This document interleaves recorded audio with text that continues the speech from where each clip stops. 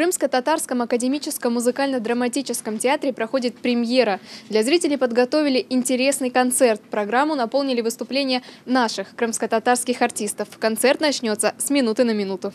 С первых же минут народные мотивы погружают зрителей в атмосферу праздника. Крымско-татарская музыка буквально заряжает энергией. Атмосферу поддерживает аккомпанемент оркестра. На сцене артисты Асан Белялов, Шафикат Татарисова, Сервер Кадиров и многие другие исполнители месяцами готовились к гала-концерту, усердно репетировали. Подготовка шла плотная, продуктивная. Зрители очень благодарны, приятные, активные и, самое главное, они есть. Артисты, мои коллеги, все они готовились на высшем уровне. Все всегда проходит от души. В каждой ноте, в каждом слове звучат любовь к родине и своему делу. Упорный труд заметен сразу, все движения четкие, а исполнение на высшем уровне.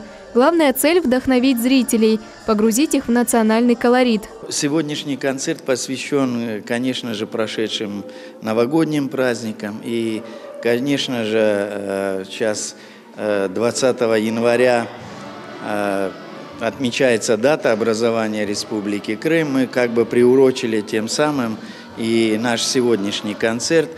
Конечно же, наш зритель соскучился по концертам. Пользуясь случаем, хочу пригласить 25 января на спектакль по пьесе Лопе де Вега «Собака на сене». Валиде Велиляева посещает театр довольно часто. Все потому, что хочет слышать родной язык и музыку. Мне очень понравился интерьер театра после ремонта.